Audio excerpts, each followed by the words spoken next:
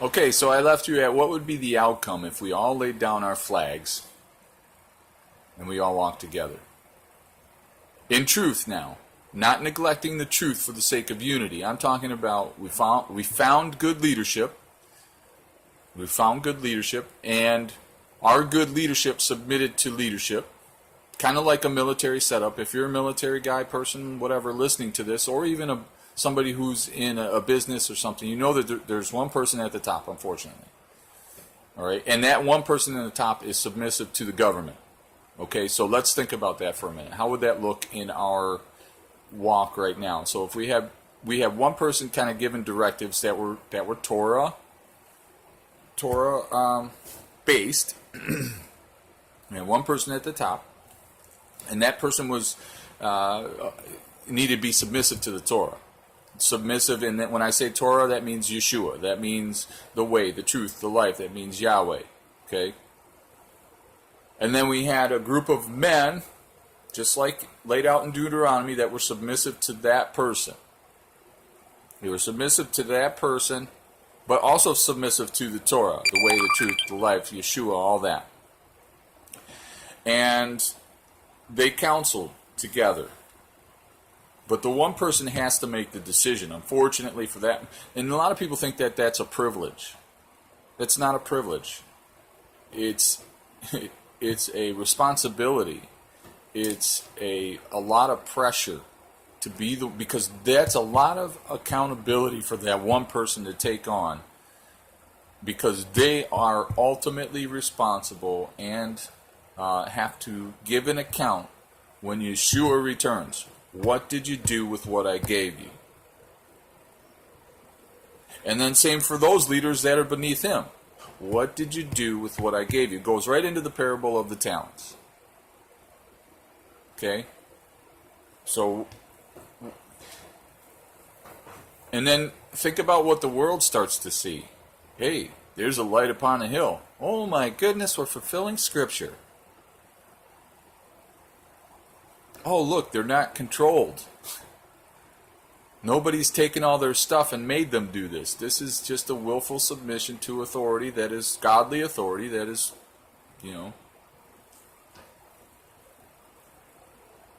Then our big brother Judah might have something a little bit to be jealous about. Hey, they're keeping Torah. Look at how much life they got. Yahweh's blessing them. Oh, but they're not Jews. They shouldn't be. It's not about a Jewish thing. It's about us coming into the nation of Israel. Our Jewish brothers are only 1/12 of the nation.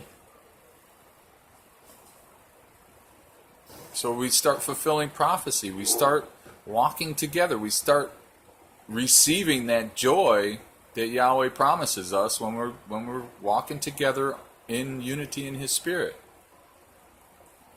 So, if we're able to lay down our flags, that would be miraculous.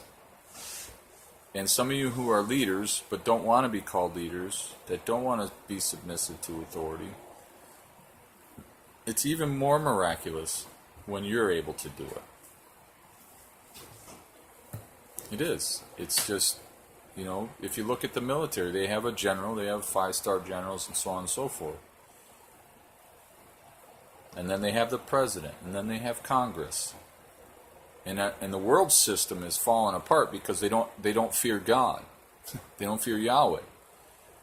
Where if we have a body of believers, of people who fear Yahweh, and learn to and hopefully have found good leadership, and they know that their leadership fears Yahweh and keeps the commandments without being dogmatic about their own stances about things that are,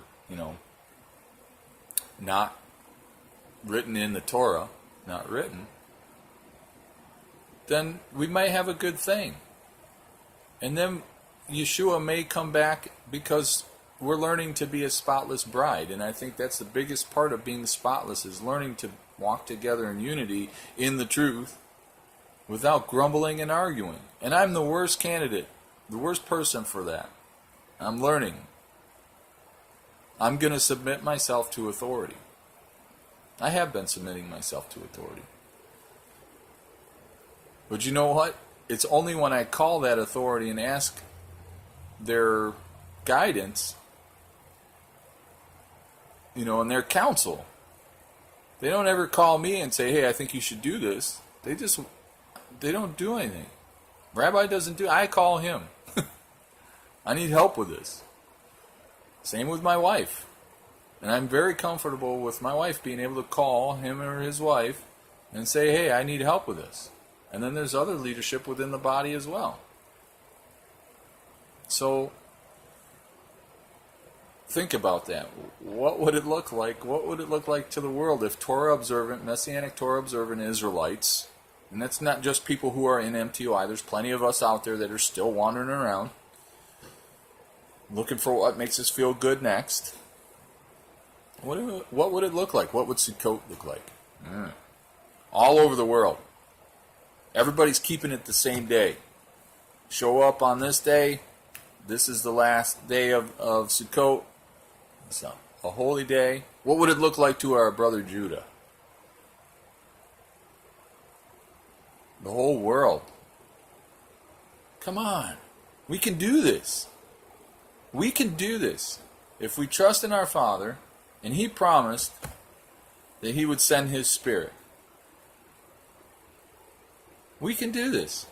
We trust in the Spirit. We believe we're filled with the Spirit, the set-apart Spirit, the one that trusts in Yahweh, the one that believes, and I'm not using that mystical word believe. I mean people who walk and talk according to what Yahweh has said in His Word and through His Word.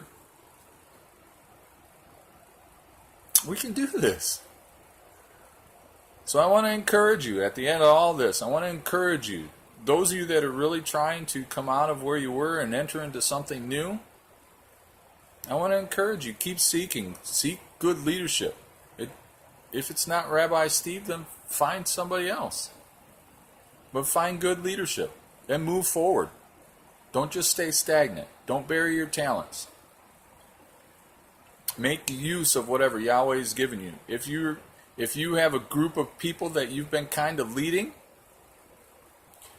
but you don't want to take charge because there's no leadership, there's no authority, it's just everybody for themselves, you're going to be staying right where you're at until you figure it out that you need leadership. You're going to stay stagnant and of no use to the kingdom. And to no use to our brothers and sisters that are out there that are looking for the truth or have found the truth and looking for guidance. Somebody's got to organize, how are we going to help these guys get in? How are we going to train these guys so that they can rightly divide the word of truth, so that they can share with their brothers and sisters that are out there wandering around in the dark trying to find their way out of that hole that we were all in. And for those of you that are throwing up distractions, and in some ways it's not a bad thing. I mean, because it's good to really want to dig into that stuff. Some of this stuff. Not all of it, but some of it. It's interesting. I'm a big eschatology guy. Woo, end times, da-da-da. And I loved it when I asked Rabbi at Sukkot, the first time I met him. I asked him something about eschatology, and he said to me, you know what? It's not something that I study. I'm more concerned with, and I believe that Abba sent, and this is him speaking, I believe that Abba sent me here to do what we're supposed to do now, so that when He returns we can be found faithful. So that's what I'm focused on. I don't focus on all that other stuff. It's interesting. There's nothing wrong with it. It's interesting, but I'm not focused on that. That's not my mission. It's not the vision that we have. So, if we all learn how to walk together, and I love it when he said that because he's not distracted. He's got a good set vision. And I forget where I was going with this, but I just wanted to, I know that for sure, I want to encourage you. Be encouraged. And if you're one of those that's causing distractions, maybe keep it to yourself.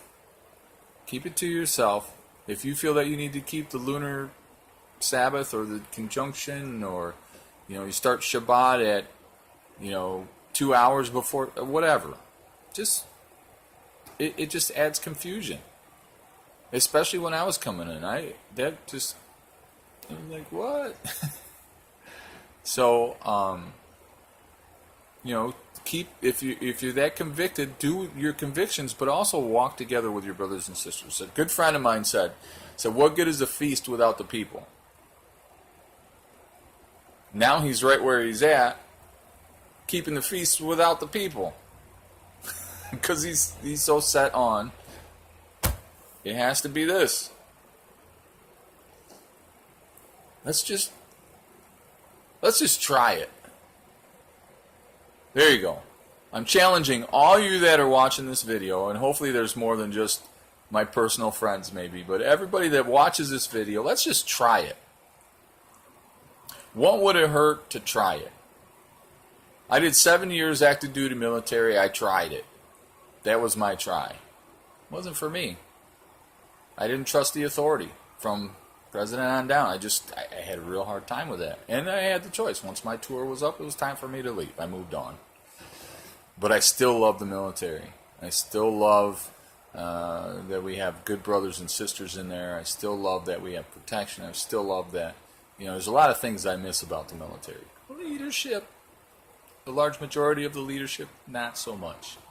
But I had some really awesome leaders. And when they were in charge, it was just good all around. And if we find good leadership, it'll be good all around, especially if they're anointed, appointed leadership. And only you're going to have to just compare it with the scripture. You're just going to have to come to that place yourself where you believe and trust that Yahweh anointed and appointed this leader. So there, those of you that are in leadership, there's my challenge. Or quasi-leadership, or leadership with no lead, however you want to put it. You know who you are. That's my challenge. That's my challenge. Let's try it. What would it hurt? And it's got to be a good solid try, like, oh no, I went to Shabbat the other day, and no.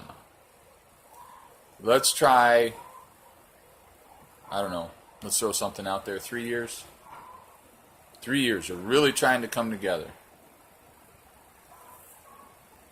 Really trying to come together. That's my encouragement. I don't know what else to say.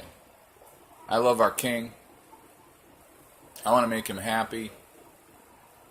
And I know it makes him happy by us getting together submissive to him, which is the Word made flesh. Submissive to his Torah. And submissive to each other. Learning to be submissive to each other in the truth. All that other stuff, this is a test, guys. This is a test. A temporary test. Are we going to turn out to be the type of person that Yahweh wants to spend the rest of eternity with? Are we going to be a group of people? Oh my goodness, now that's a whole nother, wow, boop, paradigm. Are we a group of people that Yahweh would want to spend eternity with? That's a good question. Good question. So I think that's where I'm going to end with this. I blabbered way too much already. I hope that you're blessed. May Yahweh bless you and keep you. And shalom. May there be shalom in your home. Thank you for taking the time to consider this. Any input is greatly appreciated. Lehitraot.